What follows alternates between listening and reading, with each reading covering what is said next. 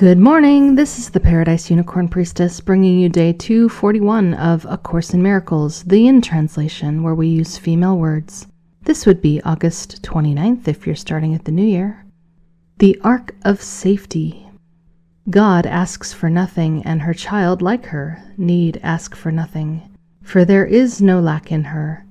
An empty space, a little gap, would be a lack, and it is only there that she could want for something she has not. A space where God is not, a gap between the mother and the child, is not the will of either, who have promised to be one. God's promise is a promise to herself, and there is no one who could be untrue to what she wills as part of what she is. The promise that there is no gap between herself and what she is cannot be false. What will can come between what must be one, and in whose wholeness there can be no gap? The beautiful relationship you have with all your sisters is a part of you because it is a part of God herself. Are you not sick if you deny yourself your wholeness and your health, the source of help, the call to healing and the call to heal? Your Savior waits for healing, and the world waits with her, nor are you apart from it. For healing will be one or not at all. Its oneness being where the healing is. What could correct for separation but its opposite? There is no middle ground in any aspect of salvation. You accept it wholly or accept it not.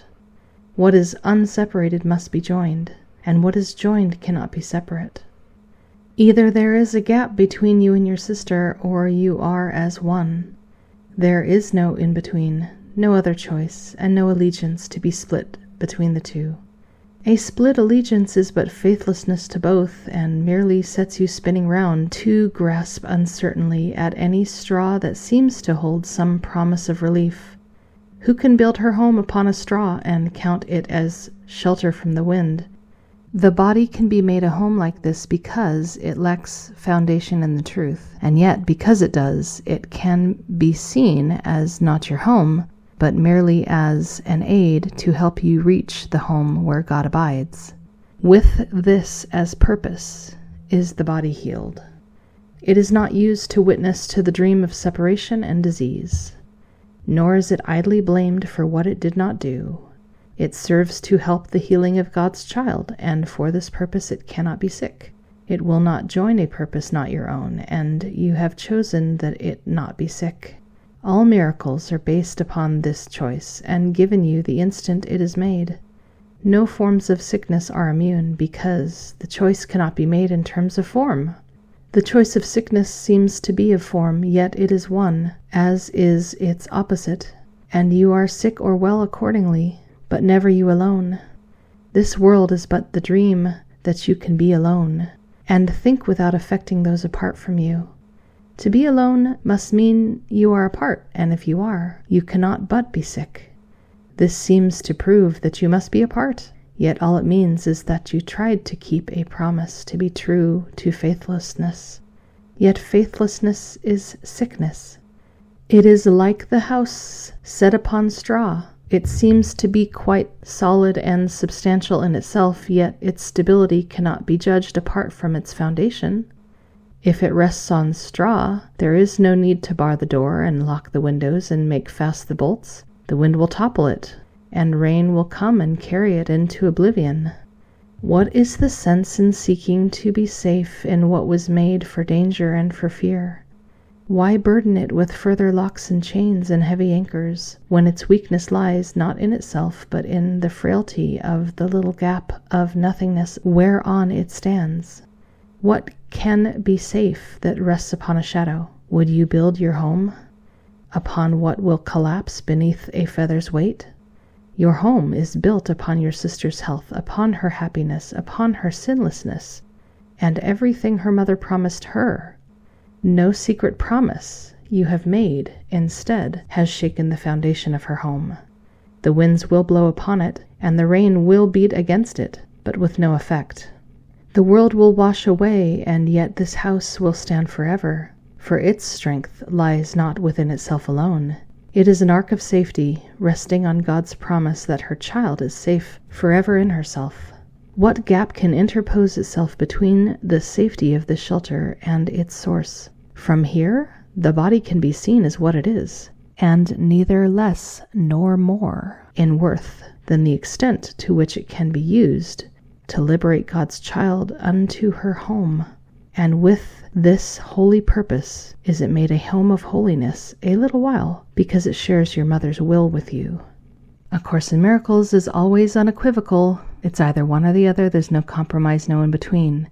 And today's perspective on that, it speaks of how the foundation of our house is sure and firm and eternal if it rests on us wanting every blessing of heaven for our sister, with no exceptions. No sister can be accepted from this wish.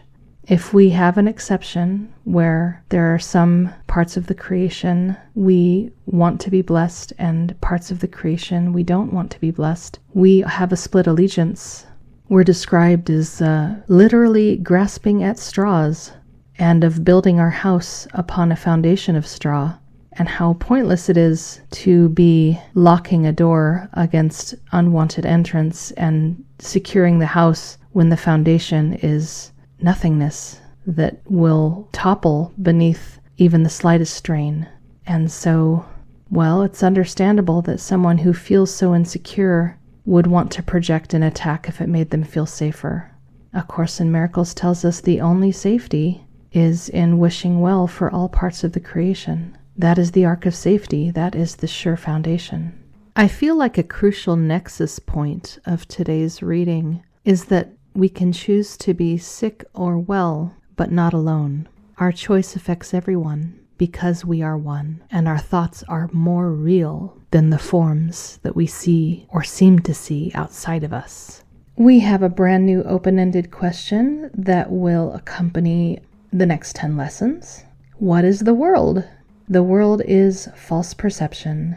It is born of error, and it has not left its source. It will remain no longer than the thought that gave it birth is cherished. When the thought of separation has been changed to one of true forgiveness, will the world be seen in quite another light, and one which leads to truth, where all the world must disappear, and all its errors vanish. Now its source is gone, and its effects are gone as well. The world was made as an attack on God. It symbolizes fear, and what is fear except love's absence? Thus the world was meant to be a place where God could enter not, and where her child could be apart from her. Here was perception born, for knowledge could not cause such insane thoughts, but eyes deceive, and ears hear falsely. Now mistakes become quite possible, for certainty is gone. The mechanisms of illusion have been born instead, and now they go to find what has been given them to seek. Their aim is to fulfill the purpose which the world was made to witness and make real.